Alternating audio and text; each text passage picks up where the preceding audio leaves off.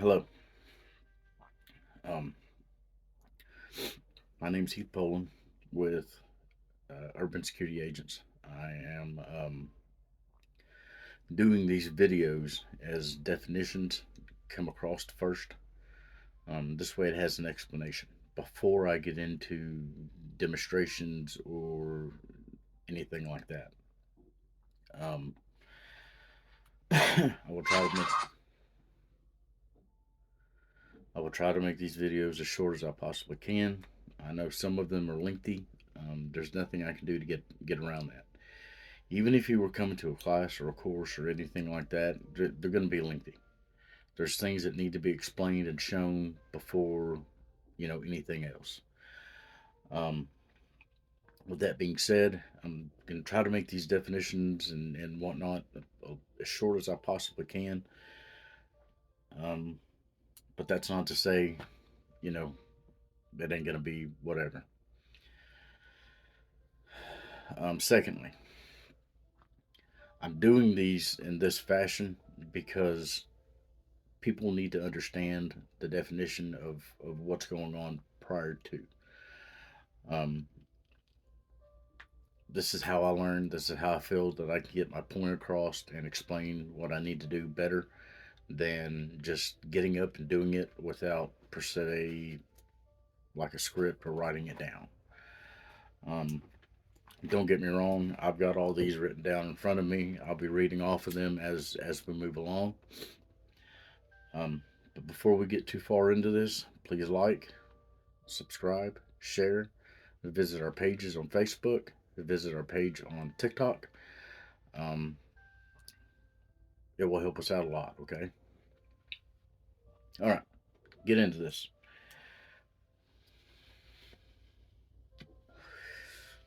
Techniques: a way of carrying out a particular task, especially the execution or performance of an artistic work or scientific procedure. Now, that particular definition doesn't really apply to us, but it's still a definition of technique.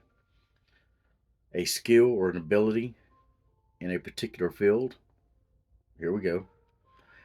A skillful or efficient way of doing or achieving something. Now you're sitting here thinking, technique, what does that got to fucking do with security? Quite a bit, actually. Um, we're going to get into that here in just a second. Skill, the ability to do something well. It doesn't matter what that skill is. It can be in presenting something. Um, it can be in your job. It can be in art. It can be in grocery working. It can be in restaurant businesses. It's whatever your ability is to do well. Professional, relating to or belonging to a profession. Engaging in a specified, activity as one's main paid occupation rather than a pastime. So, my profession is security. Okay, I don't relate myself as an owner very often. I don't refer to myself as a guard. I don't like the word guard. We can get into that later. I think guard is very demeaning towards people. Um, but that's my profession is security. Um, my pastime would be like me listening to music or playing music, either or art. I like to do artwork. Um, that helps me out with my PTSD, and we'll get into a different conversation with that at a later time. Okay.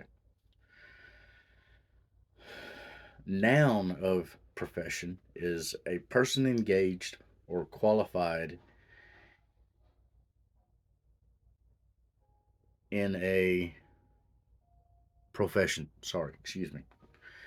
So a noun, a person engaged or qualified in a profession. Okay.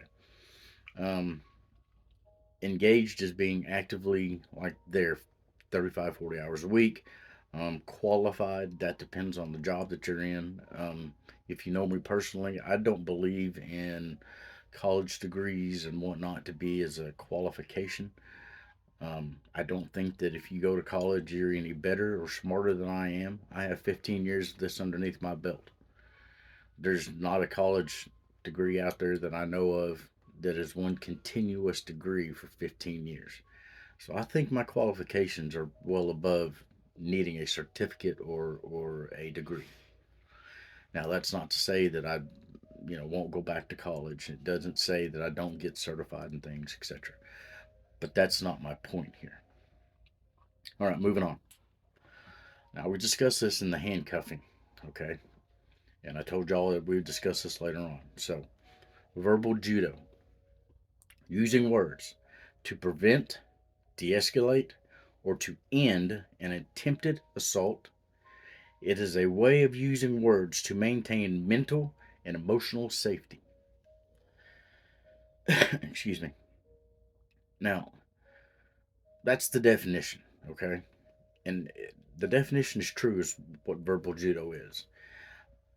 It's also how I feel is it also misses out on control, okay? You can use words to control people. Narcissists do it way, way, way more than anybody else. Um, excuse me.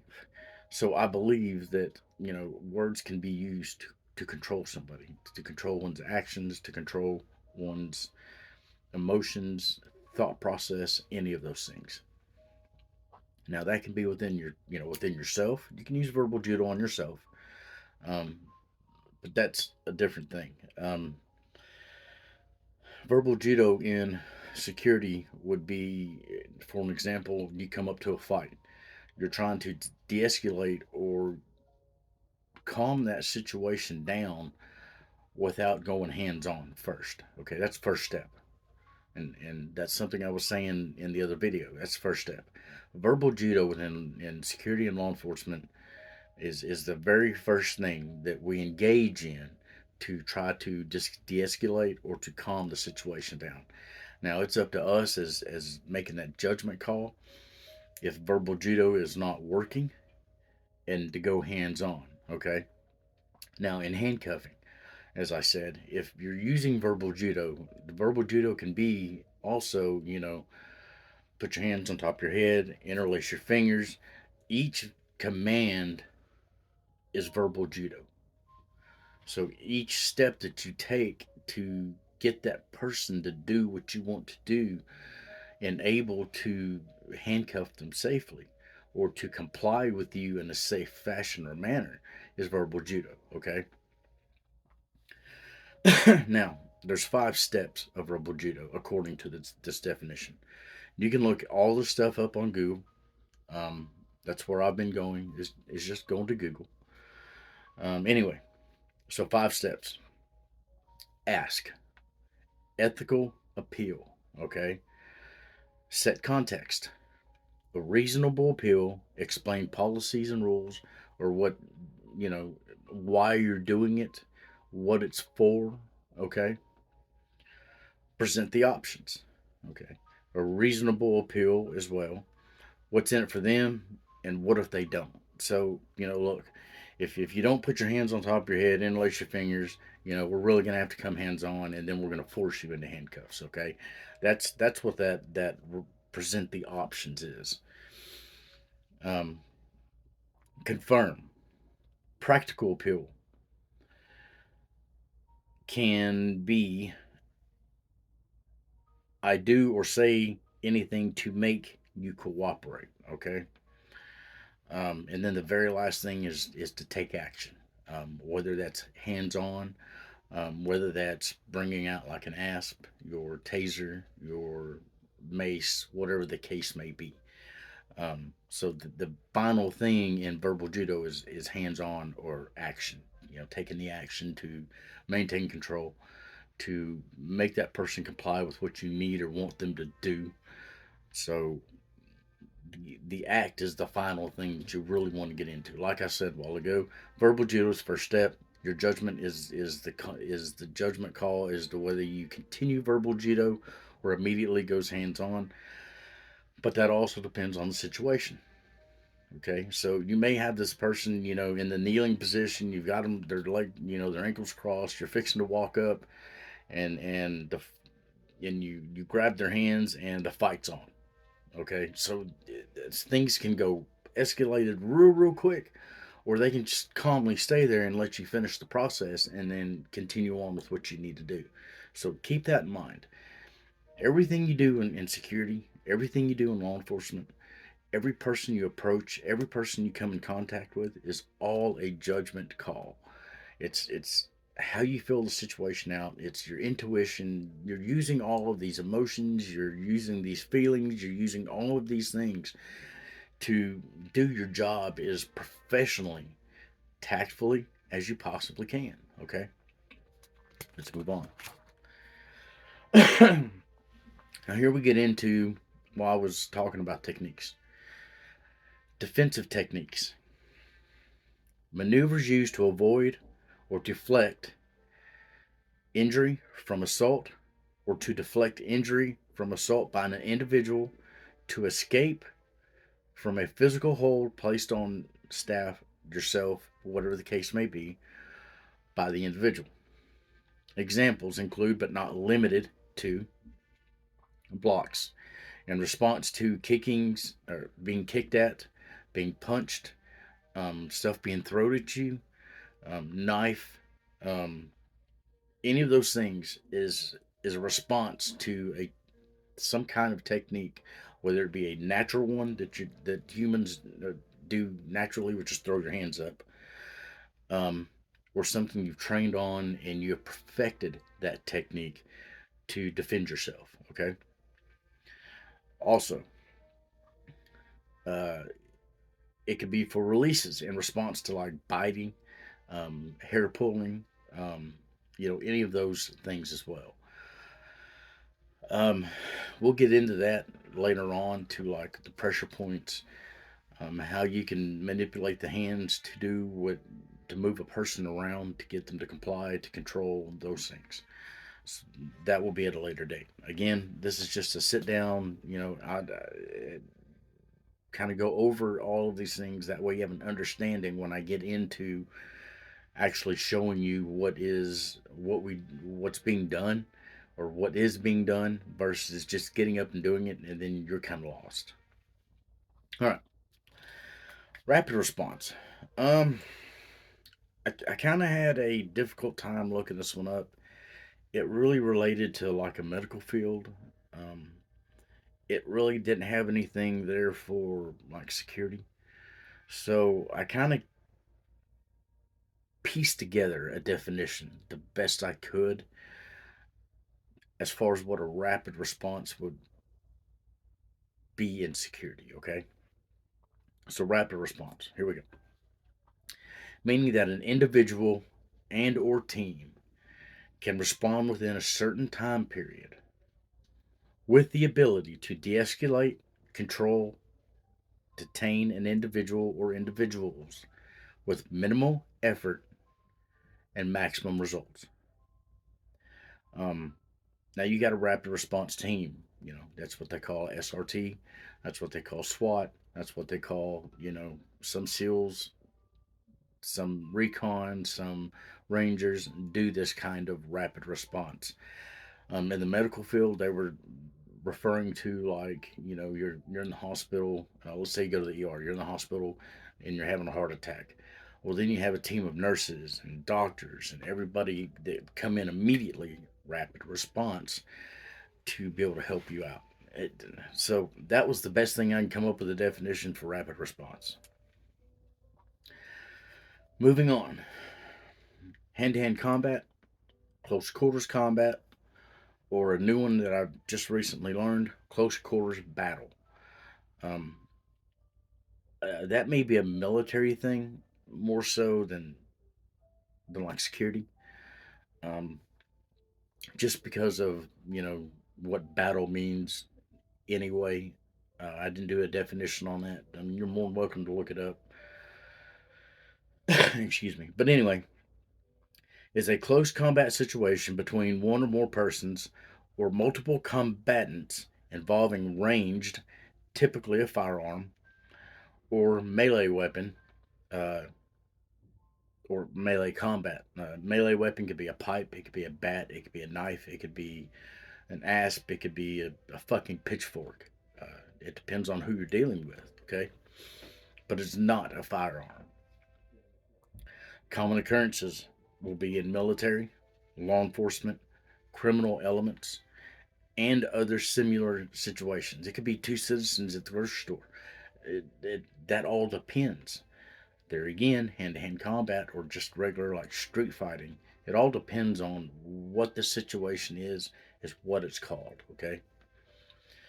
Um, Now, hand to hand combat is something that we'll get into at a later date.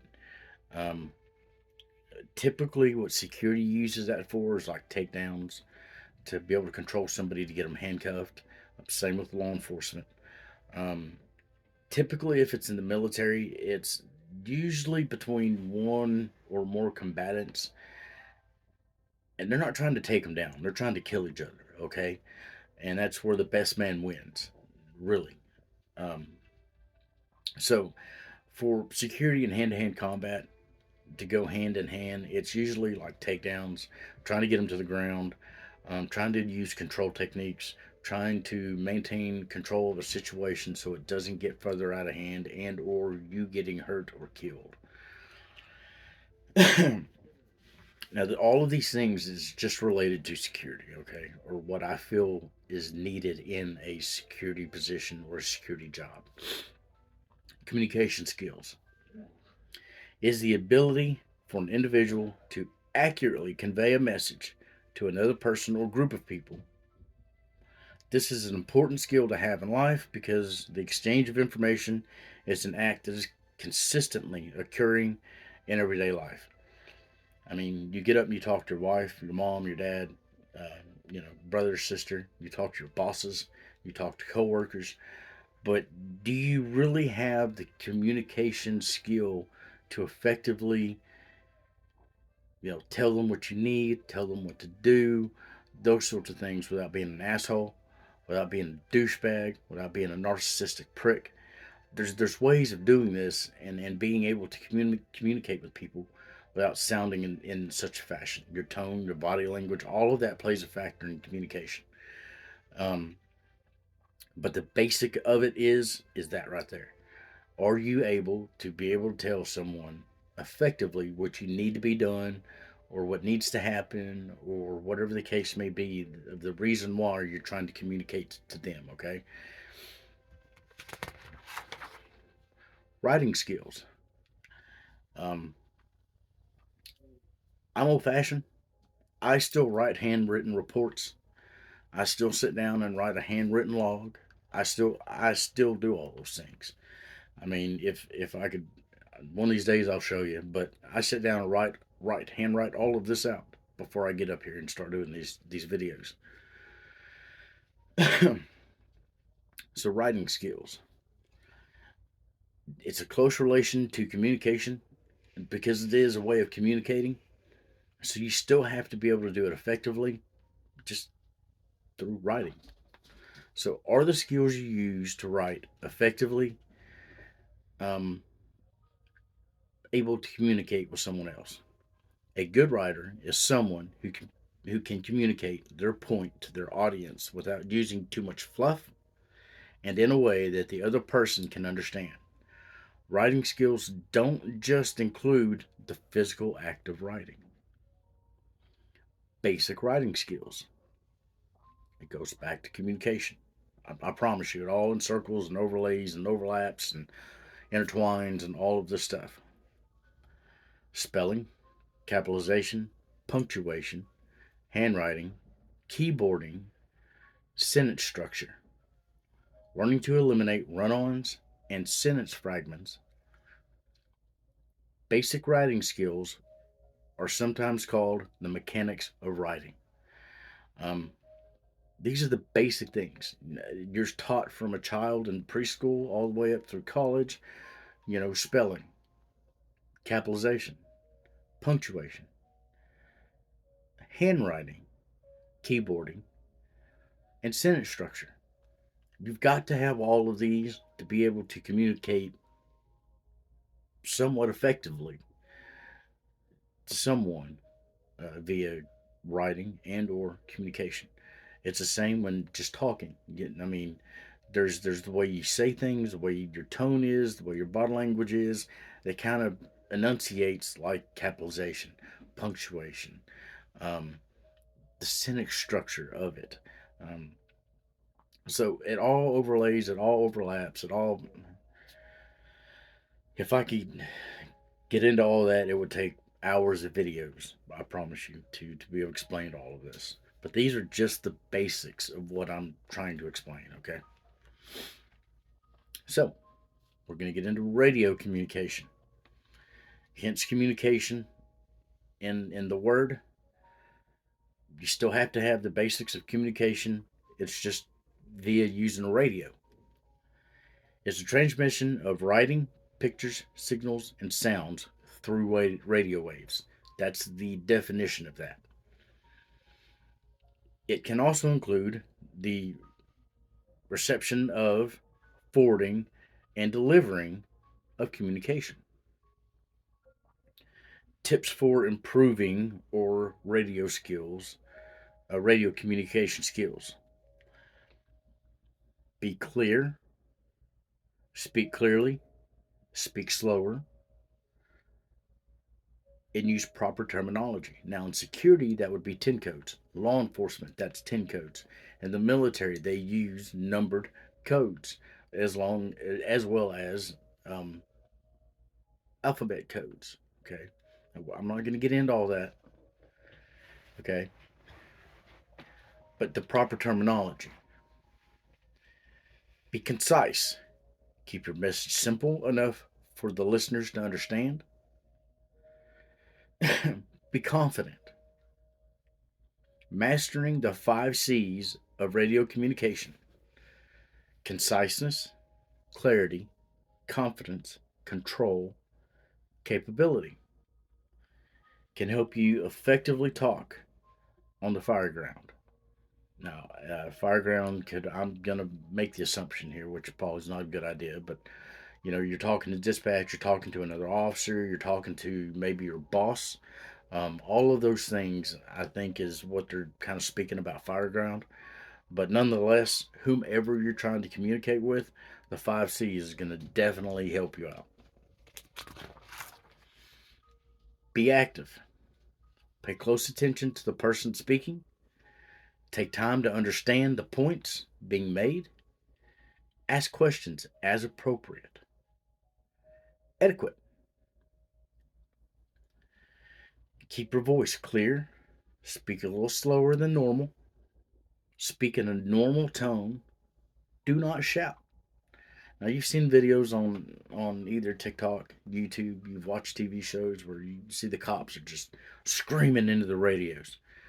Now I promise you, on the other end, they understand that person screaming at the radio.